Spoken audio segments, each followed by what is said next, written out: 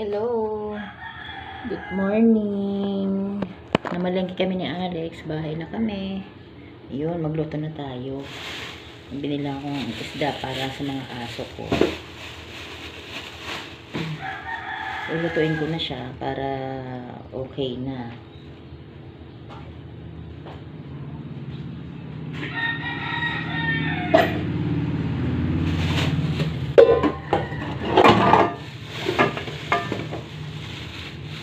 Lahat ko na to, sasabaw-sabawan ko lang siya para ano.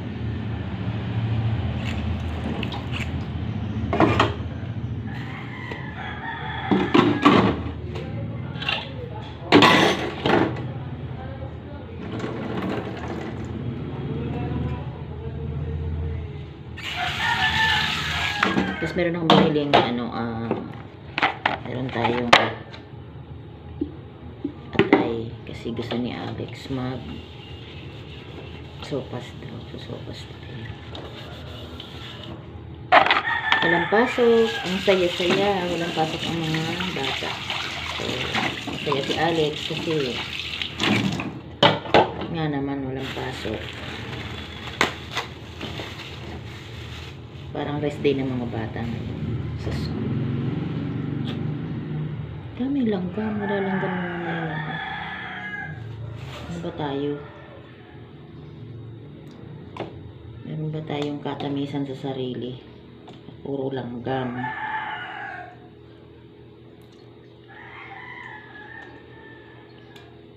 Ayan.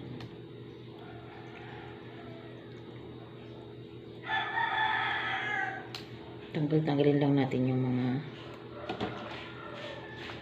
ayoko nang parang yung may mga abdo-abdo. Ayoko dun sa sa atay, ayoko nang may mga abdo-abdo. Mapait kasi yun yung pag ganun. Ayan, binibiyak ko lang yung mga puso-puso. Ayan. Para maganda siyang tingnan.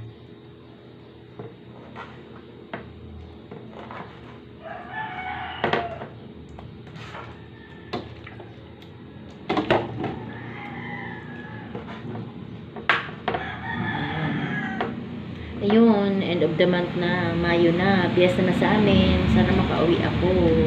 Kasi mag-vlog-vlog tayo ng mga kabibilab ko. Kasama ko yung mga kapatid ko, nanay ko. Kasi yung nanay ko lumabas ng Manila, nandun sa kapatid ko, sa ate ko. Ngayon, para sabay-sabay kami uuwi. Kaya, yun. Sana bigyan ako ng boss ko ng pang-uwi para masaya. Sinasama ko nga si Alex, ayaw naman kasi may pasok pa daw siya.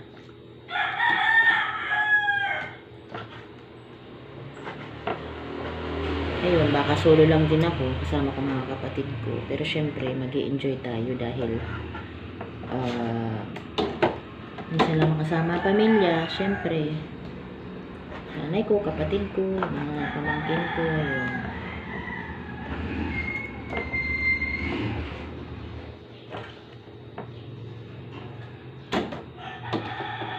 Siguro hindi ako sure kasi sabi ng kapatid ko, baka medyo magtagal kami doon. Walang signal doon mga ka-baby love. Yun nga lang worse doon, walang signal. Tapos walang wifi. Paano ang vlog natin? Makaka-upload ako siguro after 2 weeks pa. Kaya kailangan marami tayong may upload ngayon bago tayo umalis kasi walang signal sa Bicol, wala pang internet. Paano tayo? Baka sabihin nyo, give up na ako. Hindi sa ganun. Siyempre, walang signal doon. Anong magagawa natin? Kasi siyempre, probinsya yun eh. Hindi naman yun Manila na anytime may signal. Paano? Paano na tayo? Kaya pag ako nakapag-upload ng medyo matagal yun, nasa Bicol na ako. Pero siyempre, update ko rin kayo. I-delete ko lahat ng dito, lahat ng nabili ko na sukli. Ayan, tinan mo, meron pa siyang kuko. Yan, natanggalan natin.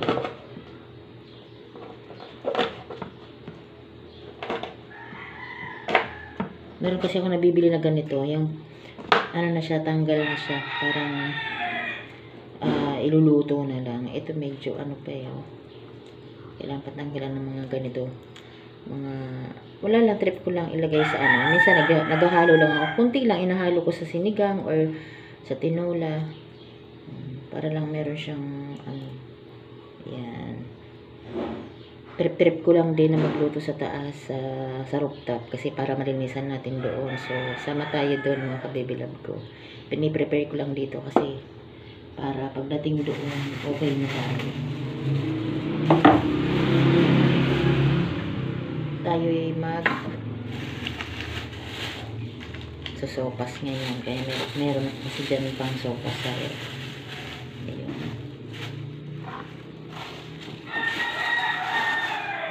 Linisan lang natin to. Kasi may mga ano pa to. Ayan. Trip ko lang siyang ilagay sa tinola. Kasi yun ang gusto ni Alex. Tinola daw. Na 4 na peraso to mga kabibilab. Wala lang. Trip ko lang siyang ilagay. Para lang ano. Meron lang akong favorite ko kasi itong paa. Pero ang gusto ko nito yung piniprito ni Padi. Yung prito siya. Eh hindi naman ako marunong ng style ni Padi. Alam mo naman yun, maraming hindi ko alam, ba't ako nagprito hindi crispy, pero pagka siya crispy ang prito niya, hindi ko alam kung paano niya ginagawa yun. Tinuruan niya na ako pero hindi ko magets kung paano. Kahapon wala tayong upload, tinatamad ako kahapon, ewan ko ba't sobrang tamad ko kahapon, sobrang init kasi kaya hindi ako naglalabas kahapon, nasa kwarto lang kami ni Alex maghapon. Eh ngayon, wala kaming ulam, kaya napilitan na akong lumabas. Ayun, 6:30 na namalengke kami ni Alex.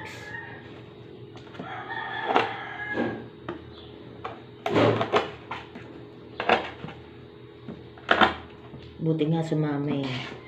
Hindi ko alam kung ano nakain. Sumama sa akin bigla. Hindi na, masaya. May taga-bit-bit, may taga-camera girl. Kaso lang, Diyos ko, kinuha na ako, alam mo, ilang 2 minutes. Ayaw niya na. Okay lang yan. At least napahapyawan na nasa palengke tayo. Yun. Oops. Tana, tulog pa. Kaya, medyo pawisan ako mga kababy love ha. Okay, mag-energy dyan na ganyan ang itsura ko ha. Kasi galing ako sa labas. Yan. Pero samahan nyo ako. Kahit marami tayong LPG dyan, doon tayo magluluto para malinisan yung ating rooftop. Kasi ang dami doon mga kaguluhan ng mga aso ko. Yung karton-karton, yung mga... Ay, Diyos ko. Mga aso ko talaga. Okay na siya. Linisan natin. Tapos yung pinag-anuhan ko, dito ko nilagay sa lulutuan ng aso. Yun. Okay na. Tapos nakabili tayo ng mga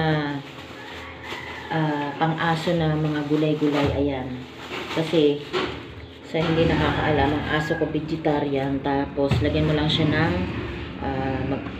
baboy o manok o kaya isda. Okay na sa kanila yun. Tapos iluluto mo na. Okay na sa kanila. Wala silang kaartihan sa sa buhay nila. Kasi puro bigay lang yan sa akin. Naawa lang ako mga kabibilab. Kaya kinuha ko yan.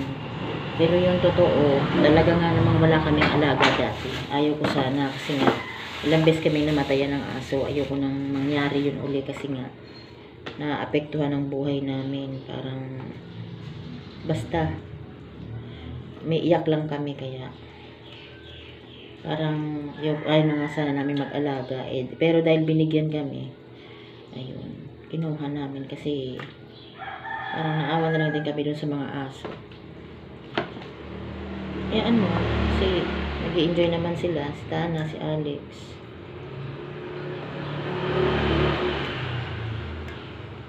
Hindi ako masyado sa balat, tinatanggalan ko siya ng balat. Kasi bawal tayo doon, iwas-iwas tayo sa mga ganun, anik-anik kasi bawal sa akin ng mga balat-balat. Iwas tayo at tayo healthy dapat. Yun. Tagalin natin na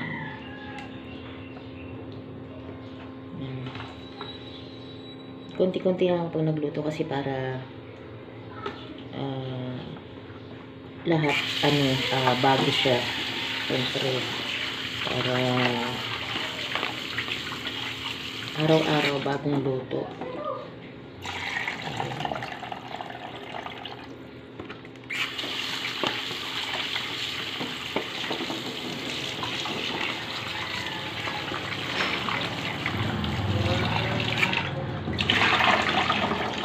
Natin siya sasama kasi pang tinola to eh.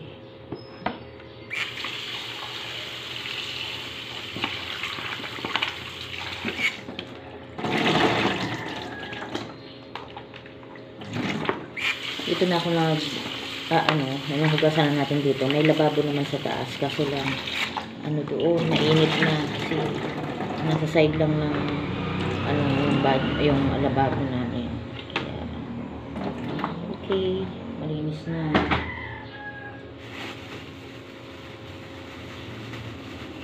I-prepare natin lahat ng ingredients natin dito kasi para pagdating na sa taas, tinan mo yung parot nila, may palo-palo pa. Ito yung mga fresh na hindi dapat pinuhugasan. Kaya sa mga tinalang gulay, huwag yung hugasan. Hindi na fresh pag hinugasan nyo yan. Yan ang gusto ng mamamimili, yung hindi pa siya lantutay.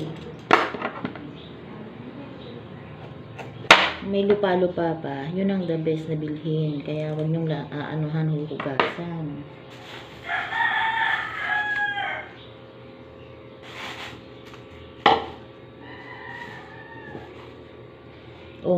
Tayo, second batch tayo ng ng video. Good morning.